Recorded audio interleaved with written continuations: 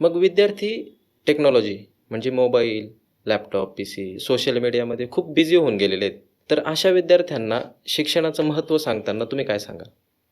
खूपच difficult question आहे हा. हं. परंतु याला जर समजून घ्यायचं झालं, तर सोशल मीडियाच्या या कार्यकाळामध्ये विद्यार्थ्याच्या मनाची जर परिस्थिती आपण बघितली, बरोबर. आज आपण Instagram असेल, Facebook असेल किंवा इतर जेवढे सोशल मीडियाचे जे काही ॲप्स आहेत, तर हं. Instagramचं आपण उदाहरण घेऊ. 30-30 सेकंदाचे काही रील्स असतात. विद्यार्थी एक रील स्क्रोल केल्यानंतर खाली एक रील येतो, आणखी एक रील येतो. त्याची जर मानसिकता आपण तपासली, पहिले त्याने वाढदिवसाचा एखादा व्हिडिओ बघितला, त्याच्या मनात थोडंसं आनंद व्यक्त होतो.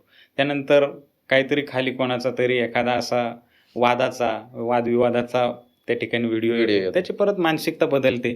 खाली परत एक दुःखाचा व्हिडिओ बघतो, कोणीतरी मयत झालेला आहे, म्हणजे सॅड त्याच्यामध्ये भावना येतात.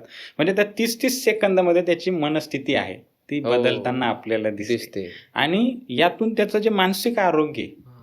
ते कुठेतरी धोक्यात येताना मला दिसतं, की तुमचा जो माइंड आहे, तो एकदा एखादा प्रसंग पाहिल्यानंतर तो त्यावरती विचार करतो आणि हो. विचार करून तो तुम्हाला त्याच्यावरची जी भूमिका आहे, ती घेण्याचा मार्गक्रमण करतो. बरोबर. परंतु ते 30-30 सेकंदामध्ये त्याची भूमिका बदलताना चेंज दिसते. होते. आणि तोच विद्यार्थी जेव्हा प्रॅक्टिकल जीवन जेव्हा जगतो, त्याला रस्त्याने जाताना समजा एखादा म्हातारा मनुष्य, व्यथित मनुष्य दिसला, तर त्याला मदत करण्याऐवजी तो 30 सेकंदासाठी त्याच्याकडे बघून परत पुढच्या प्रसंगाकडे बघतो. म्हणजे त्याचं जे सामाजिक भान आहे, त्याच्या ते त्या कुठेतरी मानसिक आरोग्यामुळे लोप पावल्याचं आपण बघतो.